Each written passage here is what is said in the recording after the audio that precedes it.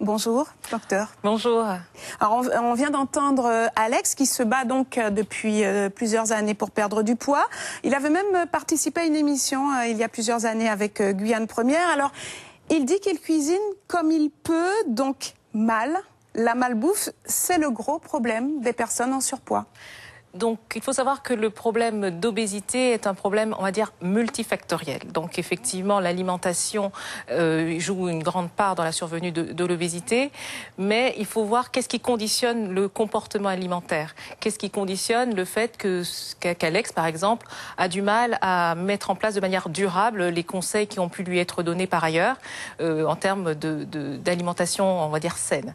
Donc, il faut chercher pourquoi il y a du grignotage, pourquoi il y a une alimentation peut-être riche en matières grasses, riche en féculents ou en glucides, qui est une particularité de notre région, hein, une alimentation riche en féculents où on associe parfois le couac ou le haricot, ou le riz et les haricots rouges. Donc effectivement, c'est des modes de comportement qui favorisent la prise de poids. Mais c'est un problème d'alimentation, même s'il y a des raisons pour lesquelles on mange mal. Alors, il parle de motivation, il faut l'être pour mieux cuisiner, donc mieux manger? Effectivement, il faut être motivé, on va dire, à changer au global. Changer son mode de vie, changer ses comportements alimentaires, certes, mais bien évidemment, lutter contre la sédentarité, favoriser une activité physique, on va dire, efficace, régulière et durable. Donc, ça suppose vraiment des changements de comportement. Il faut savoir que les comportements ont changé de toutes les façons. Hein. Lorsque nos parents étaient peut-être plus actifs à travailler la terre, les alabâtis, à faire plus de déplacements à pied, maintenant, on est plutôt en voiture, plutôt dans des bureaux, alors que notre alimentation, nos habitudes alimentaires n'ont pas forcément changé.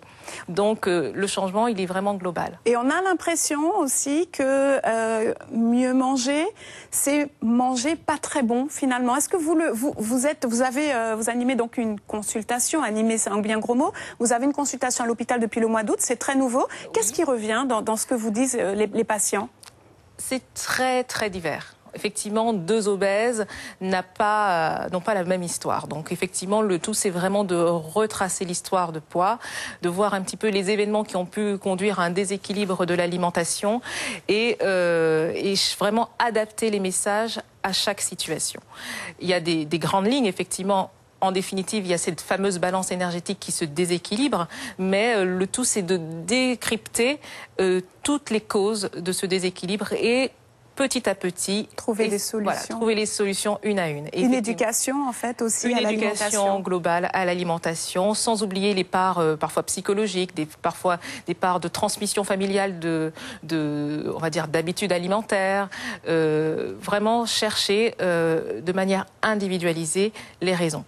Enfin, docteur, il y a une vraie prise en compte, y compris donc à l'hôpital de Cayenne, puisque cette consultation existe. Quelles sont les actions que vous menez en dehors de l'hôpital? Donc, alors il faudra penser la filière obésité, on va dire, sur le plan territorial. Donc, au sein de l'hôpital, on essaye, on va dire, de structurer l'offre de soins nutritionnels au global, hein, l'obésité, mais tout ce qui est dénutrition et tous les troubles nutritionnels au global. Il faut savoir que l'hôpital, c'est aussi les centres de santé, donc on essaye vraiment de mettre en place une offre nutritionnelle. Pour l'instant, c'est embryonnaire, mais qui souhaite, en tout cas via les centres de santé, couvrir le territoire.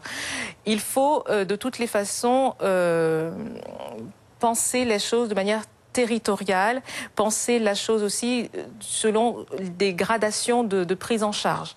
Ou parfois, lorsqu'il y a des indications précises en termes de niveau de poids et de bilan, on peut arriver jusqu'à la chirurgie malheureusement. Enfin malheureusement, c'est une option thérapeutique de l'obésité. Merci beaucoup, docteur Liliane Telusmé, d'avoir été notre invitée.